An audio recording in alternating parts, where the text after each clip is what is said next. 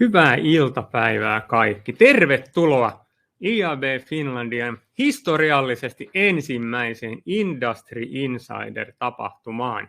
Meillä on tänään pääyhteistyökumppanina Adformi ja kuten aiheesta näkyy, otsikosta näkyy, tänään puhutaan ohjelmallisesta ostamisesta. Meillä on tunnin setti, me ollaan alkuslaideissa tämän mun kollegan kanssa aika ripeitä, jonka mä esittelen kohta. Tai hän saa itse esitellä itsensä, mutta muistakaa se, että meillä on webinaarityökalussa, meillä on chatti, ja chatin kautta te voitte esimerkiksi esittää kysymyksiä meidän esiintyjille, me yritetään löytää aikaa niiden vastaamiselle, ja te voitte nyt jo reenailla chatin käyttöä esimerkiksi kirjoittamalla, että missä te olette just tällä hetkellä. Tällainen perinne meillä on ollut IABn tapahtumissa. Itse kirjoittelisin sinne, että olen tällä hetkellä Helsingin keskustassa Aleksanterin teatterin vieressä IABn toimistolla. Tervetuloa hei myös mun puolesta. Mulla on siis Jan Ketonen mun kanssa tänään juontamassa. Jani, haluatko esitellä itsesi? Kyllä vain. Tervetuloa munkin puolesta. Nimi tosiaan Jan Ketonen, toimin Adformilla maanjohtajana ja päivitin oman kuvan tähän myöskin, koska Pasilla oli noin hieno kalakuva, niin mä toin ison viinipullon sinne sekaan, koska mulla on semmoinen mustavalkoinen harmaa tylsäkuva, niin tää kaipasi vähän piristystä. Mutta joo, tervetuloa munkin puolesta. Erinomaista, hieno kuva. Ja mun nimi on Pasi Rassina, mä oon sitten IAB Finlandissa ollut nyt reippaat 3 vuotta hommissa ja hostaan tänään tätä tunnin settiä Janin kanssa sitten teille. Alkuun vähän webinaariohjeita. Tuttuu kamaa, jos olette ollut IAB-webinaareissa viimeisen 2 vuoden aikana. Te olette siis mutella, teidän ääni ei kuulu, teidän kuva ei näy. Meillä on vuorovaikutteinen webinaari. Pikkusen yllytin teitä reenaamaan tuon chatin käyttöä jo tuossa alkupuheessa. Muistutan siitä vielä uudelleen, eli sitä kautta voi esittää kysymyksiä meidän puhujille. Meillä on poikkeuksellisen lyhyt tapahtuma, eli tunnin setti tänään, niin me yritetään löytää aikaa vastata muutamaan kysymykseen. Jos tulee tiukkaa, niin me luvataan palata kaikkiin teidän kysymyksiin sitten myöhemmin, vaikka webinaaritallenteen jakamisen yhteydessä. Jos tulee ongelmia, ykkösvinkki on, että pyrkikää kirjautumaan uudelleen webinaarityökaluun tai refreshaamaan saittia. Jos tulee hirveästi ongelmia, että olette ihan jumissa, pistäkää viestiä toimisto@iab.fi, niin me yritetään jeesailla sitten teitä. Näillä eteenpäin, mutta Jani, mitäs meillä on agendalla tänään? Äärimmäisen hyvä agenda sanoisin ja tosi kiinnostavaa sisältöä luvassa. Ensimmäisenä aloittavat Juuli ja Dorentina, jotka tulevat kertomaan kaiken olennaisen ohjelmallisen ostamisen nykytilassa ja trendeistä Suomessa.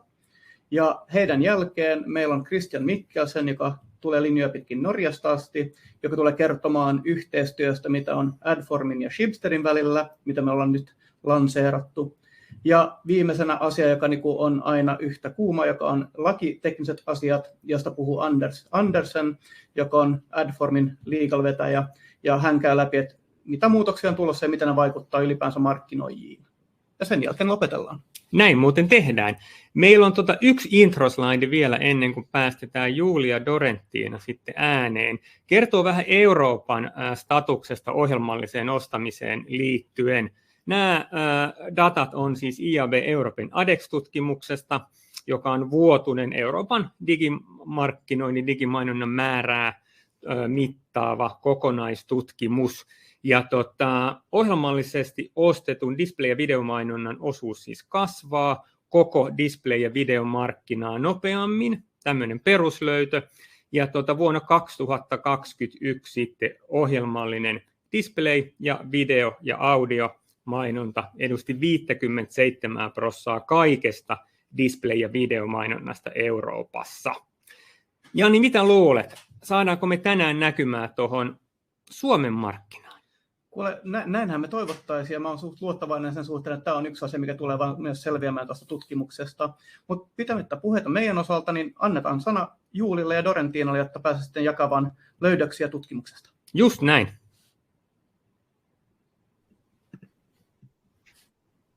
Tervetuloa. Kiitos ja terve vaan kaikille siellä linjoilla.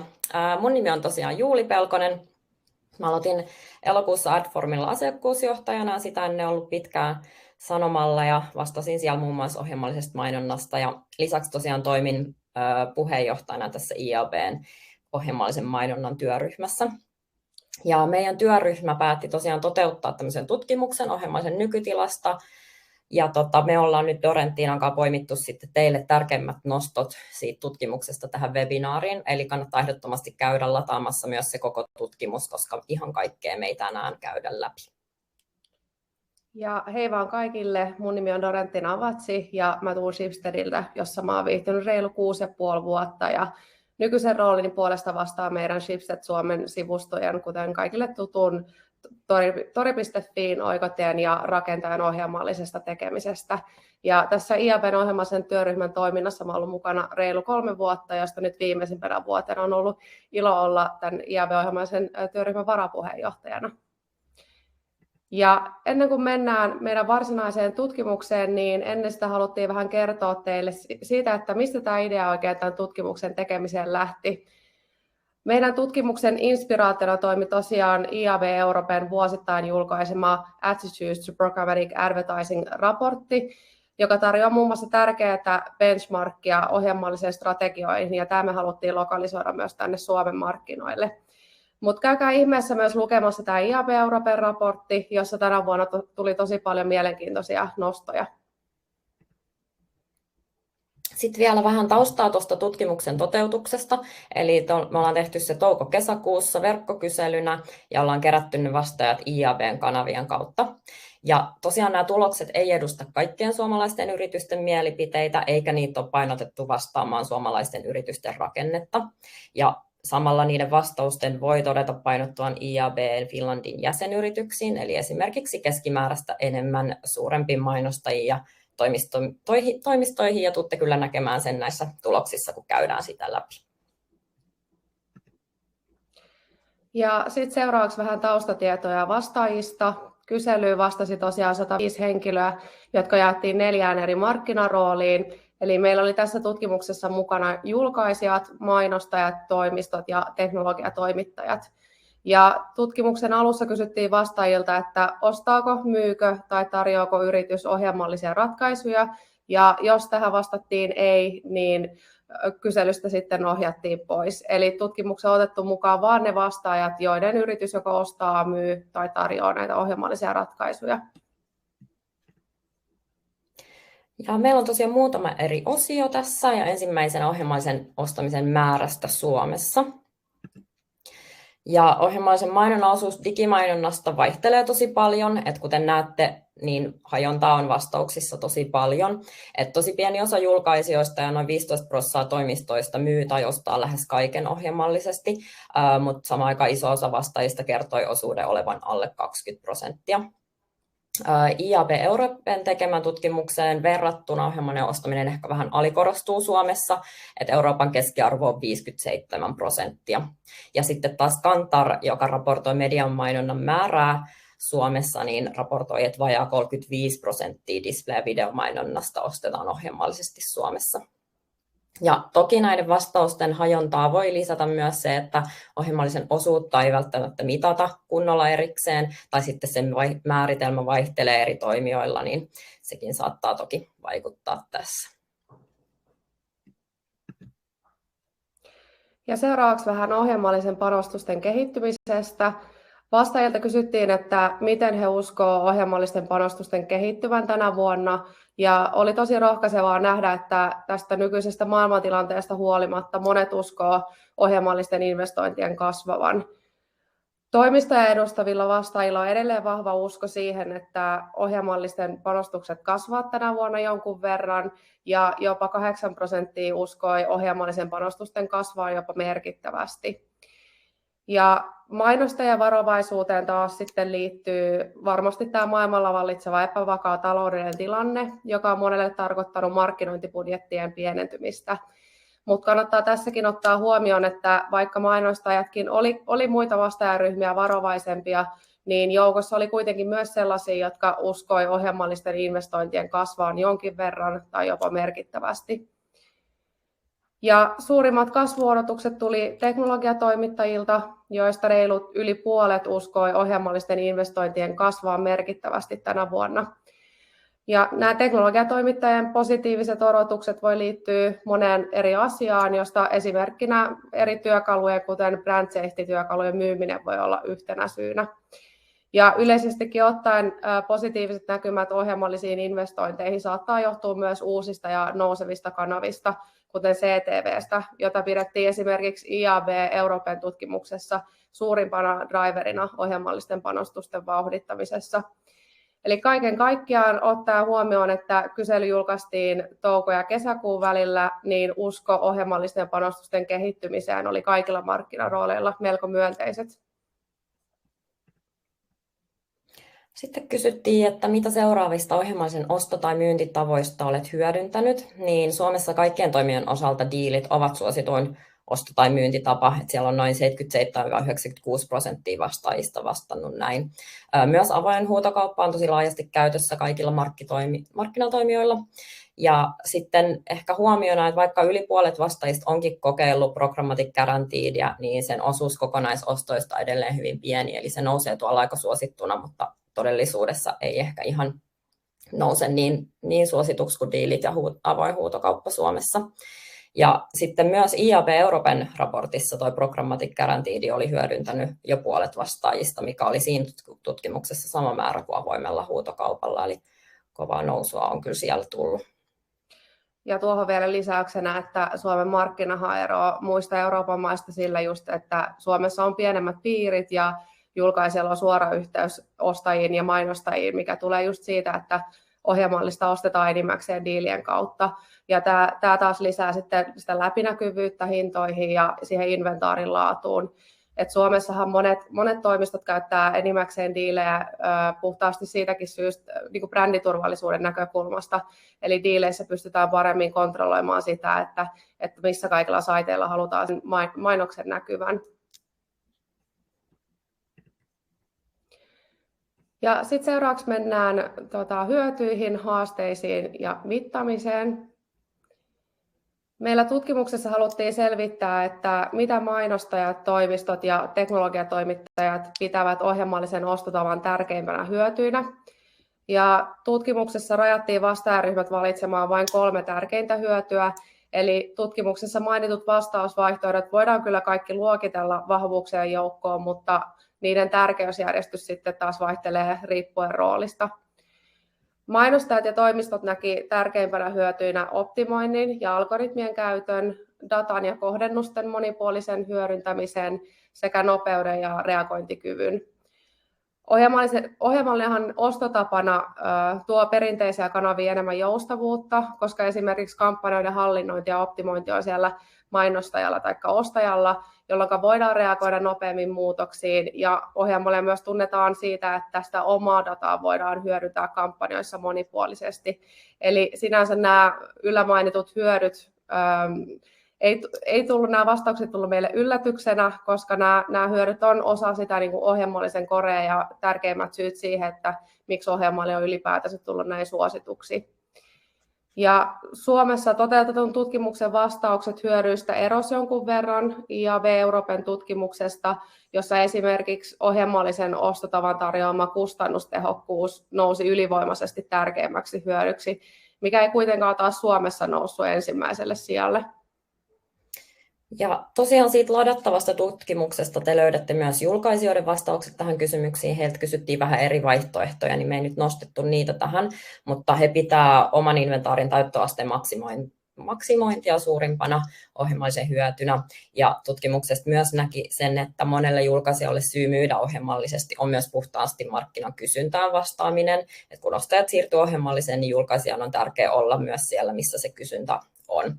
Et siellä muun muassa koettiin, että pystytään tarjoamaan ostajalle entistä nopeampi ostoprosessi kampanjoiden aloittamiseen tärkeänä hyötynä.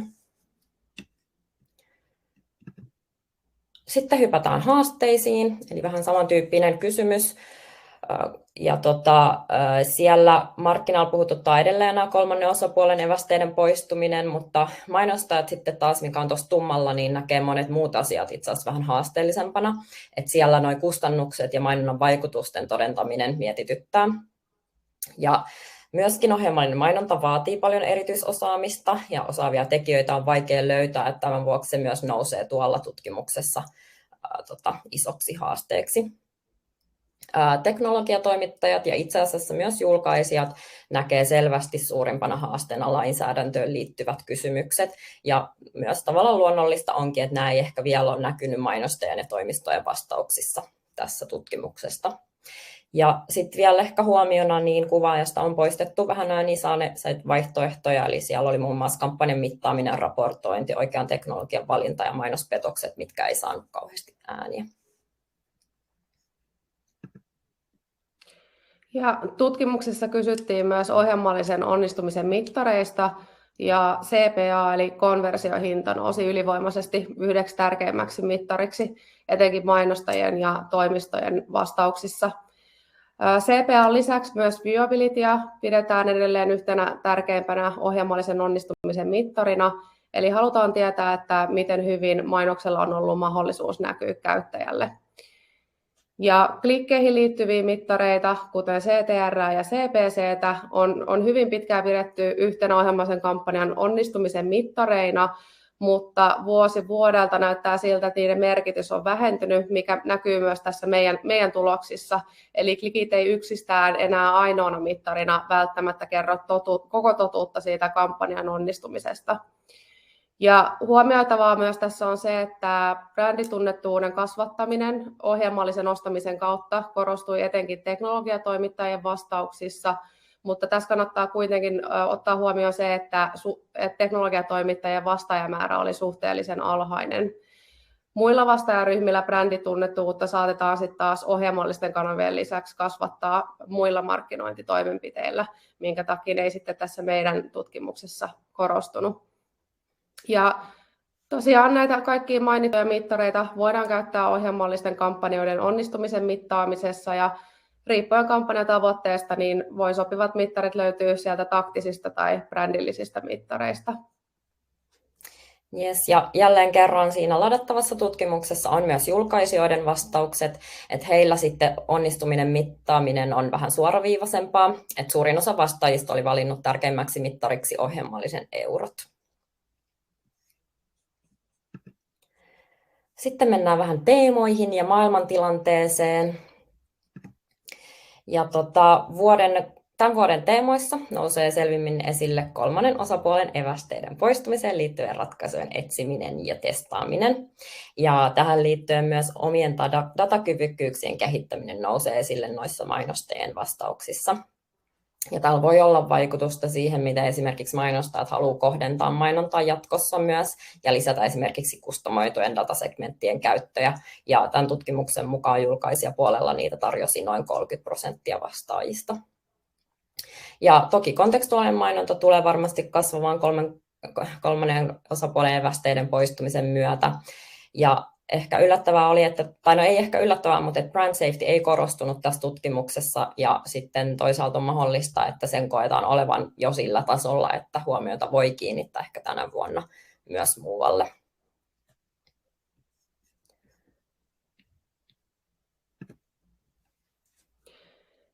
Ja tutkimuksen viimeisessä osiossa haluttiin kysyä, että miten Ukrainan sota on vaikuttanut yritysten ohjelmalliseen tekemiseen.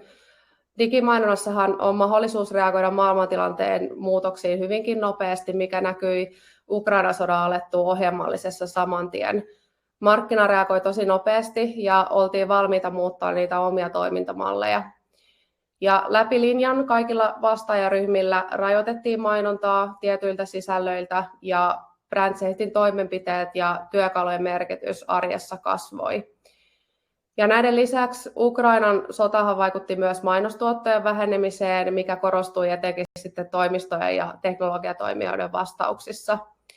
Ja kaikissa vastaajaryhmissä oli mukana myös niitä, ketkä vastasi, että Ukrainan sota ei johtanut mihinkään toimenpiteisiin, mikä voi johtua siitä, että esimerkiksi osalla julkaisijoista niillä ei ole lainkaan uutissisältöä, jonka ansiosta ei tarvinnut tehdä säätöjä, ja osalla mainostajista oli taas jo hyvät rajoitukset päällä, tai sitten muuten vaan koettiin, että haluttiin seurata tilannetta.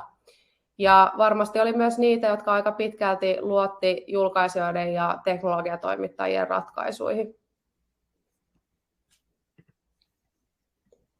Ja eri trendien joukosta vähiten mainintoja sai ehkä hieman yllättäen vastuullisuus. Toisaalta tämä todennäköisesti johtuu siitä, että aihe nähdään usein isompana osana kokonaisuutta, eikä siten linkity suoraan ohjelmallisen ostamiseen. Mutta me kyllä uskotaan, että erityisesti ympäristövastuullisuus tulee linkittyä myös ohjelmalliseen mainontaan tulevaisuudessa. Toisaalta myös vastuullisuusnäkökulma kotimaisten versus KV-jättien välillä puhututtaa tosi paljon. Muun muassa aikoinaan Facebookin se Cambridge Analytica-keissi, Instagramin yhteydet nuorten mielenterveyteen ja ehkä ajankohtaisimmin tämä Twitterin bränditurvallisuuden osalta. Ja mainostajillahan on tosi paljon valtaa, koska näiden toimijoiden toimintaa rahoittaa vahvasti mainonta. Että kannattaa miettiä, mitä palveluita haluaa tukea ja mihin mainosrahoja laittaa. Sitten Ukrainan sodalla ja energiakriisillä on vaikutuksensa myös ohjelmaisen mainontaan, että niin kuin nähtiin, niin kolmannes vastaajista kertoi mainospanostusta ja tuottojen vähentyneen Venäjän hyökkäyssodan myötä. Ja moni on kommentoinut meille vähenevistä mainosbudjeteista energiakriisinkin osalta. Ja sitten ehkä kolmantena me uskotaan, että myös mainonnan huomaamisen tai attention merkityksen kasvavan mittarina tulevaisuudessa viewabilityn rinnalle. Että vaikka mainospaikan viewability olisi tosi korkea, niin sehän ei aina tarkoita, että sitä mainosta on välttämättä oikeasti nähty tai huomattu. Ja sitten tässä vielä koko työryhmä, jotka on ollut työstämässä tätä meidän tutkimusta, eli iso kiitos vielä koko työryhmälle. Ja käykää tosiaan ilman muuta lukemassa se koko tutkimus IABn sivuilta, koska tässä oli vaan ne tärkeimmät nostot, että esimerkiksi datan käyttö ja ostamisen roolitus jäi nyt pois kokonaan. Ja tosiaan tämä oli ensimmäinen Suomessa toteutettu ohjelmallisen nykytila ja trendien tutkimus, ja tarkoituksena olisi toteuttaa samantyyppinen katsaus Suomessakin vuosittain, eli toivottavasti mahdollisimman moni osallistuu sitten ensi vuonna julkaistavaan kyselyyn, jotta saadaan mahdollisimman kattava näkemys ohjelmallisen tilasta ja trendeistä täällä Suomessa.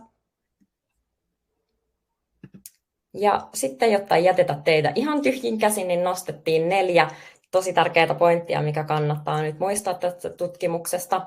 Niin yksi oli se, että huomattiin, että Suomen markkinan toimintamallit eroavat tosi paljon muusta Euroopasta, ja toki siis mukaan Eurooppa ei ole yksi yhtenäinen osio, vaan sielläkin on paikallisesti paljon eroja, mutta esimerkiksi suomalaiset julkaisijat ei ole ihan yhtä pitkällä ensimmäisen osapuolen evästeiden kanssa kuin muissa Pohjoismaissa. Osittain saattaa myös johtua siitä, että vaikka että Chromen käyttö on isompaa Suomessa, niin täällä ei ole niin iso kiire, tai nähdään, että ei ole niin iso kiire, vaikka ehkä kiire olisikin. Sitten diilejä käytetään paljon vahvemmin Suomessa kuin muualla Euroopassa ja on aina käytetty. Ja siihenkin on just monta syytä, mitä aiemminkin puhuttiin, mutta myös se, että kun ollaan pieni maa ja tavallaan me tunnetaan kaikki toisemme täällä, niin niitä on helppo hyödyntää. Toisena että tapoja tehdä ohjelmallista on yhtä monta kuin tekijääkin. Huomattiin tässä tutkimuksessa vaikka siinä mittariosuudessa, että mittareita on tosi paljon erilaisia, niitä hyödynnetään tosi eri tavoin. Että kun ohjelmallinen on ostotapa eikä varsinaisesti mikään kanava tai tuote, niin sitä pystyy tehdä tosi monella eri keinoilla. Ja ohjelmallisen osuus myös vaihtelee paljon, että osa käyttää kaikkeen ja osa ei sitten taas käytä melkein ollenkaan. tulevien vuosien teemoista merkittävinä on tämä kolmannen osapuolen evästeiden poistuminen ja niihin liittyvät ratkaisut, että osa on varmasti jo kyllästynytkin aiheeseen, mutta edelleen se puhututtaa paljon. Ja sitten vielä viimeisenä muistutuksena, että ohjelmallinen tarjoaa tosi hyviä työkaluja reagoimaan muuttuviin maailmantilanteisiin. Et kuten ollaan nähty tässäkin tutkimuksessa, niin Ukrainan sodan tilanteeseen reagoitiin tosi nopeasti eri työkaluilla ja eri rooleissa. Ja tässä oli kaikki meiltä tällä kertaa. Kiitos tosi paljon. Jos herää kysymyksiä, niin saa laittaa chattiin, palaillaan niihin sitten ehkä myöhemmin. Kiitos myös munkin puolesta. Hei, kiitos. Ihan mahtava setti. Ja Jasse kyseli tuolla, että miten luvut on muuttuneet, mutta mehän tehtiin tämä ekan kerran, eks je? Kyllä vain. Eli uutta markkinatietoa Suomen markkinasta. Sitten te vähän vinkkasitte vielä, että jatko on tulossa. No näin olisi ajatus. Katsotaan, miten työryhmä aktivoituu ensi vuodelle, mutta kyllä tämä meni niin kivasti ja saatiin tosi mielenkiintoisia tuloksia, että olisi kyllä tosi hienoa, jos pystyttäisiin toistaa tutkimus. Joo, samaa mieltä, ja tämmöisen lokaalin markkinatiedon tuottaminenhan on hirveän arvokasta. Ja näin julkisesti, hei Dorentina ja Juuli, kiitos teille ohjelmallisen mainonnan työryhmän vetämisestä tämän vuoden aikana. Kiitos teille ja sitten koko meidän työryhmälle, joka on tehnyt tätä tutkimusta, niin ihan hurjan hyvästä materiaalista. Me päästetään kohta Kristian ääneen, mutta kertokaapa vielä tähän loppuun, vaikka tuossa Kristianin presis onkin, niin tuliko teille yllätyksiä tutkimuksessa? No ei kyllä hirveästi tullut yllätyksiä. Täytyy myöntää, että me ollaan myös aikoinaan Sanomalla tehty vähän vastaavanlaisia tutkimuksia ja siellä aika samoin juttuja on kyllä noussut. Mutta sanotaan, että ehkä semmoisia asioita, mitä toivoisi, että enemmän puhuttaisiin, on muun muassa vaikka tämä vastuullisuusaihe, minkä mä olisin ehkä toivonut, että olisi jotenkin noussut siellä tutkimuksessa. Mutta ehkä ensi vuonna, jos me vähän nostetaan keskustelua tästä aiheesta lisää. Joo. No mitäs Dorentina? Final comments. Ei, pakko sanoa, että ei kyllä itselläkään tullut mitään yllätyksiä. Että mielenkiintoista oli verrata noita tuloksia just niin kuin muihin Euroopan maihin. Tuosta huomasi, että me ollaan kuitenkin uniikki markkina.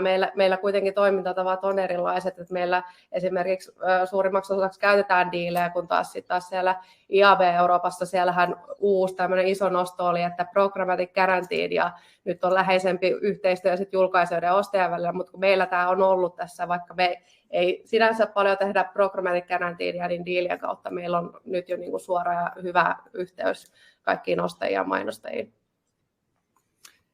Just näin. Hei, kiitos vielä kerran. Hurjia tyyppejä olette ja toivottavasti nähdään teidät vielä vaikkapa ensi vuonna sitten viimeistään sitten IAB-tapahtumissa uudestaan. Yes, katsotaan. Hyvä. Joo, moikka. Moi. Moi moi. Hello Christian, are you there? Welcome. Hi, I am here. Thank you. Yeah, how are you today? I'm doing really good. Yeah, we are. I think we are okay as well here in Helsinki. Good to have you with us. We have a kind of a short webinar, only 1 hour, so I will let you continue with your presentation, and maybe we find time to discuss after your presentation, and maybe there is time for a couple of questions. Is that okay? Sounds great. Yeah, good. All right, so moi Finland, and thanks for inviting me to talk about this new partnership with Schibsted that we are very excited about. My name is Christian Mikkelsen, as mentioned. I've been working for Adform for approximately 6 years. I'm leading the publisher sales team in Northern Europe. So that's really short about me. So back to the partnership with Schibsted. So it actually was launched yesterday. Some of you might have seen some articles around LinkedIn. Thank you, Jan, for sharing as well. But this is something that we have been working on for a really, really long time. So the partnership will cover both Norway and Sweden, but in this presentation, I will limit it a bit down in terms of slides. So I will have an outlook from Norway only as a focus. But the story and insights from Sweden are quite close to identical. And I do hope and expect parts of this presentation also to be relevant and make sense in Finland as well.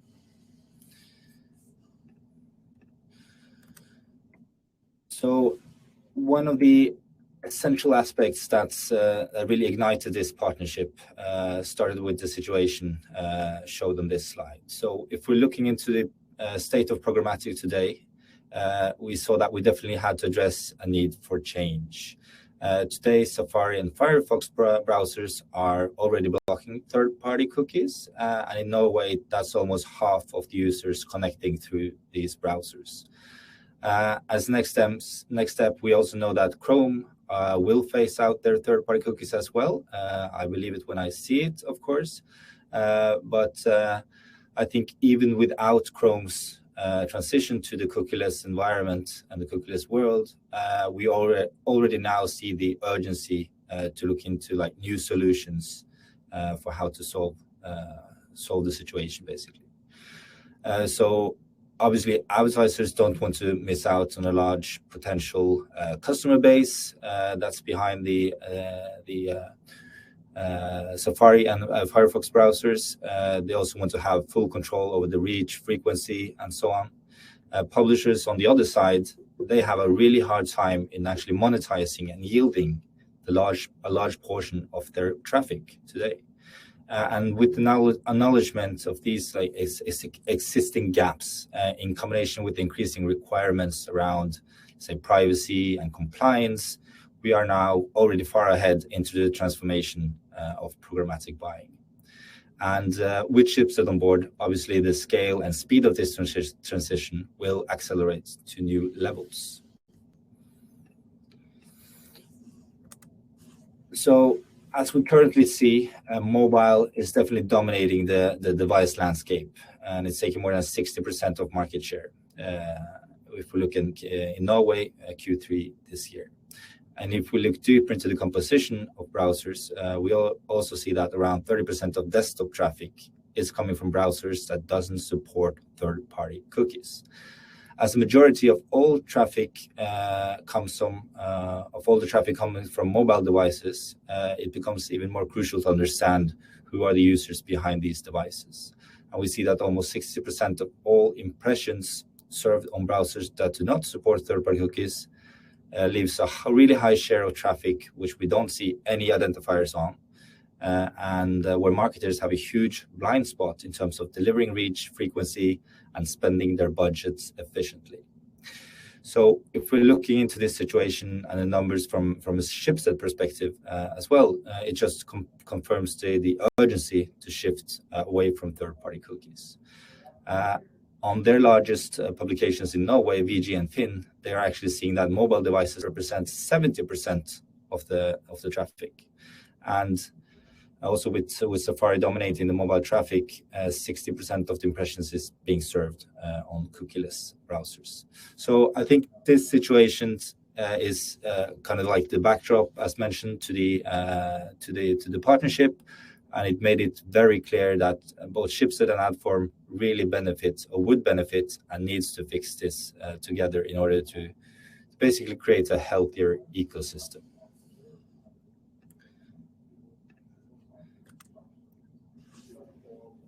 So, but by only looking at the numbers, it uncovers only like part of the potential.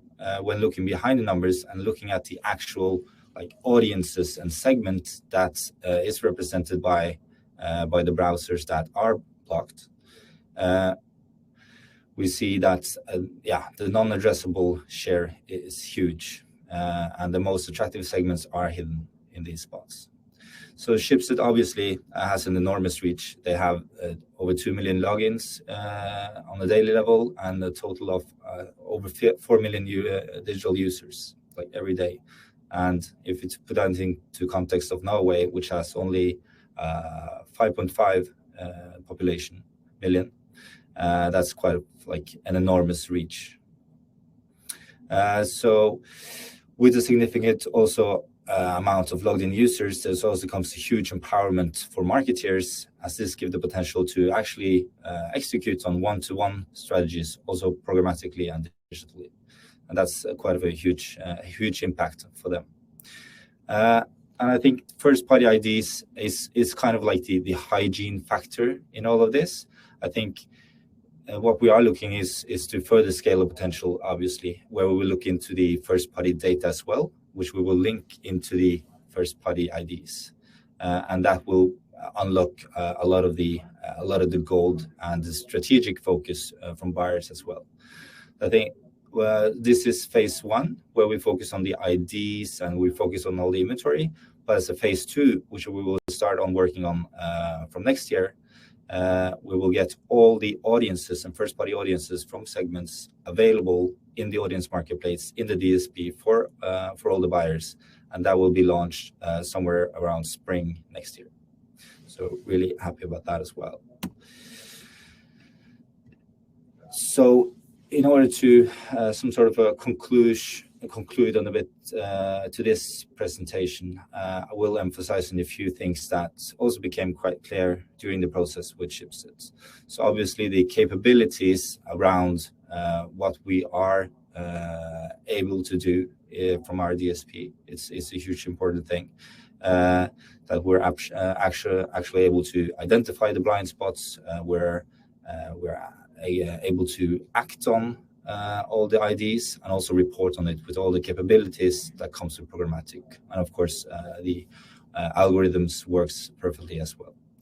So one other fundamental aspect that isn't shown in this slide, but is in these kind of partnerships, the trust aspect is really, really important. So over the last years, we've seen that like privacy and the protection of users requires a whole different compliance check. And all parties need to be on the same page in terms of how the regulations work and really understand like how the technology works and how it might implicate users from the publisher side. And I think with this in mind, I think that Schibsted is in a partnership with us on this. It's a huge testament of what we have been doing in Adform over the last years. So we're really proud about that as well. And that was it from me. I would like to say kiitos, Finland. I was told there was little time for questions, but if there's any questions that comes to mind, please drop me an email or pass them to Jan or anyone at the Adform Finland office. Thank you, Christian. I think that was a hugely interesting story that you told. And I mean, we know that there's a lot more coming. I know that there is a little webinar coming up a bit later, not maybe this year, but early next year, which we're looking towards as well. So hopefully we can get a bit of push on economy with the marketing we do after this, because people will for sure be interested to hear a bit more on the results of that cooperation as well. Exactly. And I can also mention that we are doing some case studies on this as well with some well-known brands. So hopefully we get some results on that quite soon. So obviously that will be shared as well, where we can actually see some live practical insights on how it actually works. Super. Thank you so much, Christian. With that, we move from Norway to Denmark. Well, actually Helsinki, but still we have a Dane in the office. So one of the other topics that have been popping up a lot, I mean, the last years is everything that is happening in the legal space, all the changes in regulation. And of course, I mean, looking at the marketeers, they feel that there's a lot of pressure on them to keep up with the continuous changes. So we wanted Anders to give Anders a chance to give his view on the most important topics and do a short presentation on this topic and what you need to be aware of. So with that, welcome, Anders, and take it away. Thanks a lot, Jan. I appreciate it. And I'm happy to be here in Helsinki. My first trip, actually. So really nice that us lawyers get to go out of the basements where we've usually been hiding. But now we finally get out in the open. That's really nice. Very brief. My name is Anders Pilgaard Andersenin. Tomorrow, I have actually been with Adform for 5 years. So I'm starting to become a bit of a veteran in Adform. Today, I will take you through here in a speed talk in 20 minutes, both the history, the current, and the future in regards to privacy and competition law. So buckle up, and then I will try and run through it. I'll try and touch upon some practical steps that everyone can take away, and some of the things that we see when engaging with publishers, brands, and agencies out there of kind of what we're facing on a day-to-day. Because first and foremost, if we look at it, this is a space where it's really hard to keep up. There is a lot of developments. There's a lot of headlines out there. Things get made invalid by competition authorities. There's political agreements being made between the EU and the US. Then we have lots of headlines in respect of competition law. What are the big players doing? Are they misusing their rights or not? That's the question. And generally, this puts a lot of pressure, I would say, on any modern marketeer out there. You've guessed it, and as I also alluded to, we will talk about privacy for a bit. GDPR, everybody's favorite topic, but I'll also actually make a sidestep and talk a bit about competition law. So the first thing that I will talk about is the key thing that we probably spend the most time discussing with any of our clients, and that is an overarching principle about where is the data going. So it's under that headline that I'll try and take it through. So what we have seen, and if we look historically, before GDPR even existed, there was a scheme in place between the EU and the US called the Privacy Shield. What did the Privacy Shield do? Well, it was an agreement between Europe and the US, allowing European companies to transfer data to the US in a good fashion way, and there was no issues. You know, the world economics just simply worked in that regard. GDPR came into force in 2018, and then in 2020, we saw the first decision in that regard, and it's Max Schrems, everybody's favorite privacy frontier organization in the context of none of your business, which is what he calls the organization. They sued, and they actually convinced the European Court of Justice to invalidate the Privacy Shield. So that meant that you could no longer, if you were a European business, work or rely on the Privacy Shield that was in place in regards to transferring of data. But in reality, and as you can see here in the middle of the slide, it actually didn't mean a lot, because we had the so-called standard contractual clauses, which was another contractual scheme set in place in the GDPR that simply allowed us to continue transferring. So that's what everyone did. No issues, everybody was happy and fine. So what we're now seeing in 2022 is that we're starting to see data protection authorities around Europe starting to also look at the standard contractual clauses. And we've seen it in the context of Google Analytics and the use of that, and where we've seen the Austrian Data Protection Authority back in spring in 2 cases. We've seen the French Data Protection Authority around summertime, and the Italian Data Protection Authority in August, all coming out with decisions against website operators, in effect saying that use of Google Analytics is not okay, due to the fact that data is not being kept safe when it is being transferred and or accessible from the US. We've then also seen some follow-up guidance papers. First, the Dutch came out with something, and then also actually my home turf, the Danish Data Protection Authority, came out with quite detailed instructions and guidance in Danish and English that set forth that in its current form, Google Analytics is likely not legal, and it's simply due to the fact that data can be accessed from the US, and that's an issue. And why is it an issue? Well, it's an issue due to the fact that due to the US intelligence agencies having a right, this is the NSAs and the CIAs, they have a right to request companies to disclose data to them in the context of national security, you could say. And due to that, that means that working with US companies in this regard, again, this was in the context of Google Analytics, is not okay, but I think it goes broadly. We've actually seen the Danish Data Protection Authority commenting on the also the new Google Analytics and saying that that is likely the same conclusion that they would get to. And we've actually, just as late as last week, we've seen a German Data Protection Authority, there's multiple of them in Germany, coming out and saying the exact same thing in regards to some of the Microsoft products. So long story short is things are still very much uncertain if you are running a website in Denmark, in the European context. So you might then say, well, hey, Anders, are you not just trying to make a big scare out of things and won't this all get solved? Well, maybe.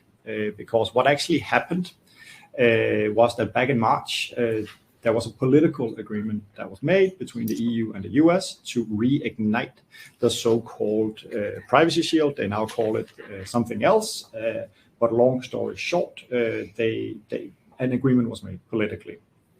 That has taken some time, and then back here in October, over a month ago, the president in the US, Mr. Biden, finally made an executive decree over there, kind of making it law from a US side of things. It is still not law in Europe because that is now currently going through a consultancy in the European system, and we're all waiting for that, and it'll likely, we think, maybe get approved sometime in the spring. March is kind of what everyone thinks in that regard. But I mentioned Max Schrems before, and he has, of course, commented both on the political agreement and also on the US decree.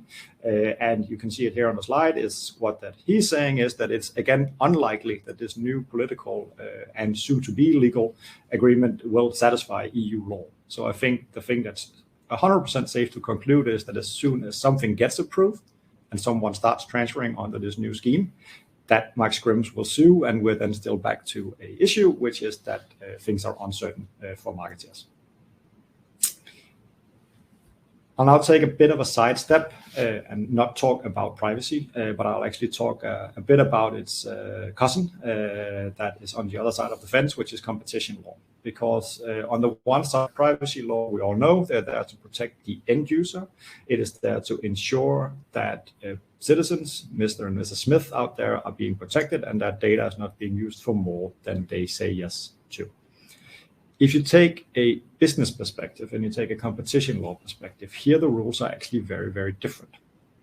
In that regard, the regulator, the politicians, wants to ensure that there's an open and free market, want to ensure that prices are not owned and controlled by few players, but competition is good because it drives prices, it drives development, and it ensures that we don't overpay for things, because if you have a monopoly, well, then you can control more than you ought to.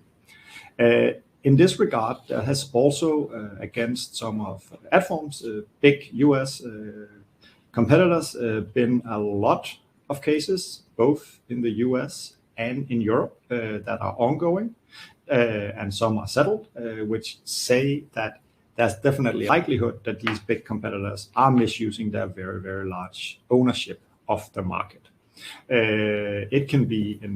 It can take a lot of shapes and forms, and in the US, where they tend to be a bit more aggressive than we are in Europe, you can see that there's actually rumors that they might actually go out and break up some of these ad units business in some way, shape, or form. Nothing has happened, at least not to my knowledge, but there is a lot of investigation ongoing in that regard. And I think if we then try and actually sum that up, so we have uncertainty about data being transferred to the US. We have uncertainty about if that will continue or not continue to be okay. And then on top of that, we have competition law authorities potentially doing something really dramatic that might impact our business quite significantly. So what is that you can do with that?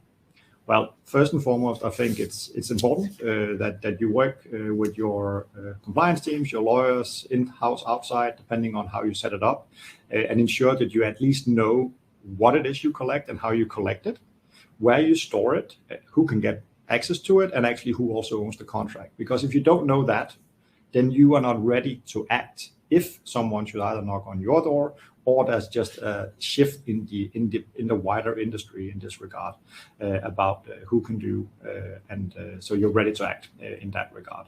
And I think that is an important exercise that you need to do in order to then establish your own risk assessment. Different players have different risk profiles, and that's completely fine. There's no reasons for that. But if you haven't even done the prep work, should you get a call by an authority at one point in time, it's going to get really hard for you to comply and answer to such requests in that regard. I can tell you, again, from my home country, that if the Danish Data Protection Authority shows up, they give you 2 weeks maximum to deliver a full-fledged overview of all your vendors, who those vendors work with and where all of that data is stored and processed.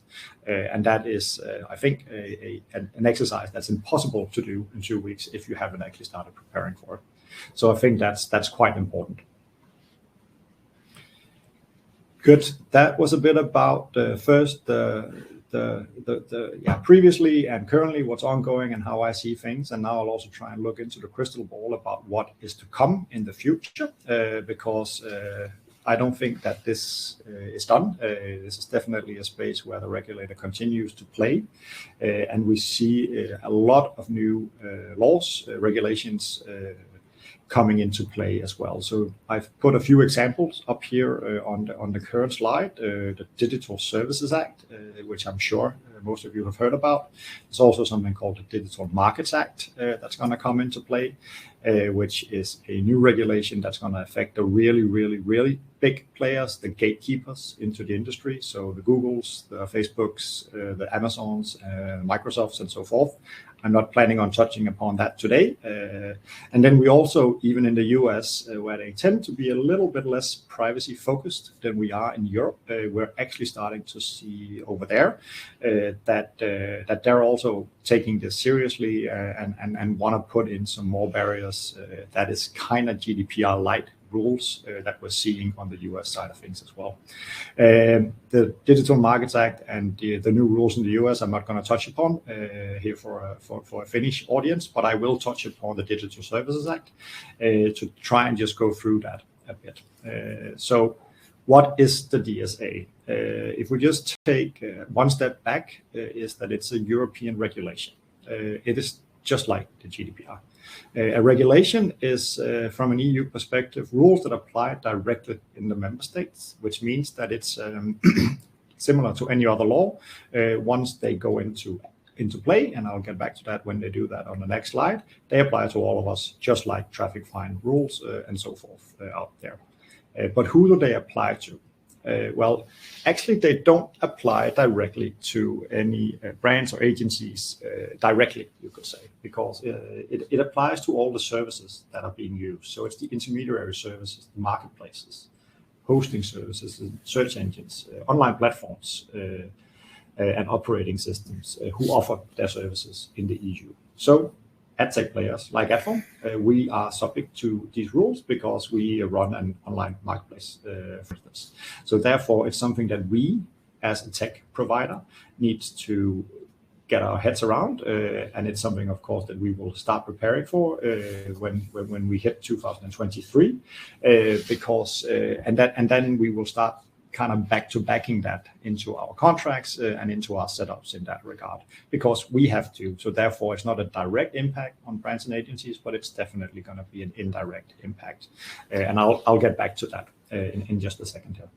So I said it's a regulation that applies directly. And what is it then it does? Well, it addresses liability in the same level as the GDPR. So there's some big fines here. Potentially, but it puts in rules in regards to ensuring that there is no illegal content out there in ads. Hate speech should go away. We don't want disinformation. Clearly, we don't want any child pornography. I think that is also the case today, but they've highlighted that as well. And then they want to ensure more transparency within the digital advertising space. And then platforms like Adform, we need to have rules for notices and takedown processes and fairly far-reaching transparency reporting obligations should we be contacted. So this is all being finalized as I'm sitting here, because they have agreed on the overarching framework on it, but there are still no guidance papers in this regard. What we do know, though, is that this will all apply as of 1st of January 2024. So we have a little over a year to start getting ready. And that is just something that we will also do, of course, as we have to. And then you will start seeing some mechanics for us in that regard. So what is it? The three key changes, you could say, that's going to impact the online advertising space. Well, the first one is that there's going to be a pretty clear ban on any targeted advertising to minors. That will stop. It's not going to be legal anymore. So in effect, it's going to be 16 and down. No more online targeted ads in that regard. It's going to be made illegal. Secondly, there's going to be a ban on targeted ads in regards to special categories of personal data, as it says here on the slide. What is that? It's in effect the same as sensitive data under the GDPR.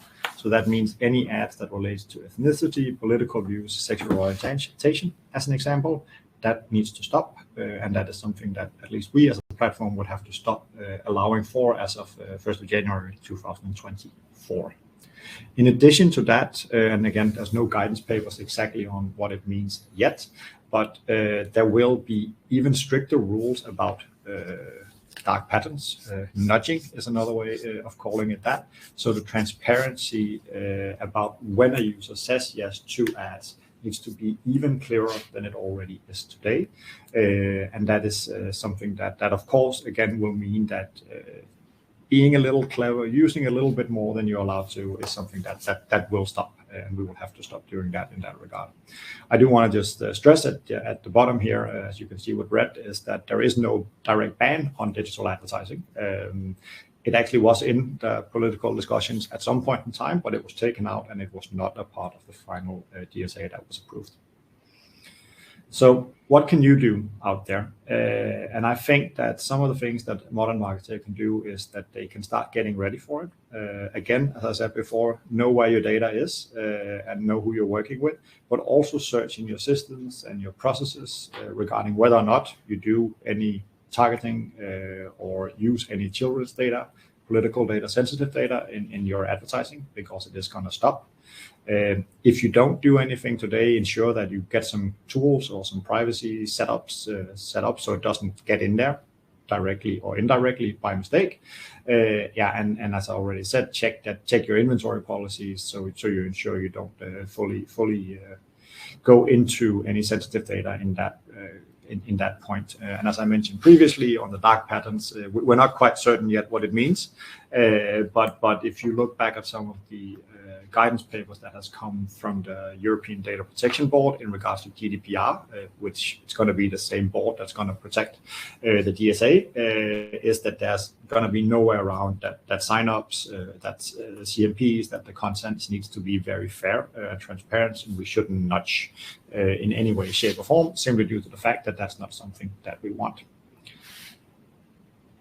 Good. So last slide, what is the takeaway that I think a modern marketer needs to take away from my speed talking the last 16, 17 minutes is that I think it's important that you know who it is you work with and who they work with and who they work with, because if you don't know that, you are not in compliance on your own side and you can't then actually act if you get contacted or if you need to know exactly which data it is you're collecting and what you're using it for and in which ways, because if you don't know that either, well, then you are also going to be in breach potentially, and then be ready to act. So as Christian was talking about, first-party data is coming. I think third-party cookie will go away. I also need to see it before I fully believe it on Google's side, but at least it's happening.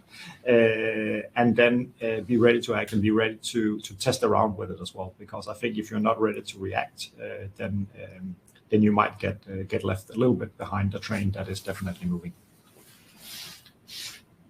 Thanks, everyone. If there's any questions, definitely shoot them over to Adform Finland and to Jan. We'll happily answer whatever may be out there. Thank you. Thank you, Anders. It was a great presentation. I think we have just 3 minutes to finalize this webinar, but I have to ask you one question. Is that okay? That is fine. But you have to promise that you answer in 30 seconds. Is that okay? That depends on the question. Okay, yeah. A question about DSA, Digital Services Act. If I understand correctly, there is not so much new regulation or rules to news publishers. So if you have a news publishers, how do you have to prepare yourself? From a DSA perspective? Yeah. I think the way I would, if I was a news publisher in that regard, I would start thinking about my pipeline, about I'm offering some inventory, right? But if you're doing, for instance, direct deals with advertisers out there, I would want to make sure that the advertisers I do those deals with are maybe not the toy manufacturers or the political parties, Okay. you could say. Yeah, in that regard. that makes sense. That would be probably how I would go about that. Yeah. And then I would ensure that my CMP is fully up to speed. I would not do any nudging. I wouldn't do the big yes consent and then the very tiny decline box. I would ensure that that is fully aligned and equal terms. Yeah, excellent. Very good and simple advice. Thank you once again. Thank you. Yeah. No niin, nyt vedetään homma yhteen vielä Ketosen Janin kanssa. Moi Jani. Moi. Tämmöinen tunnin rypistys. Mitä jäi mieleen? Tämä oli aika tuhti paketti ja jotenkin keskityin aika paljon näihin transitioihin ja muihin, niin aika semmoinen wow-olo. Mutta siis todella hyvää sisältöä ja mun mielestä niin ylipäänsä niin ne, mitkä niin antaa toivoon ohjelmallisen kasvu. Ja sitten, jos mitä tulee ensikäden evästeisiin ja tunnisteisiin, että ne tulee, että siis se ei ole mikään, niin kuin, mitä maalaillaan, vaan se niin on oikea elämä jo tänään. Ja viimeisenä just se, että mitä tulee niin näihin legal topikkeihin, että niin tietää, että mitä tapahtuu. Että on oikeasti kärryllä kaikista näistä asioista.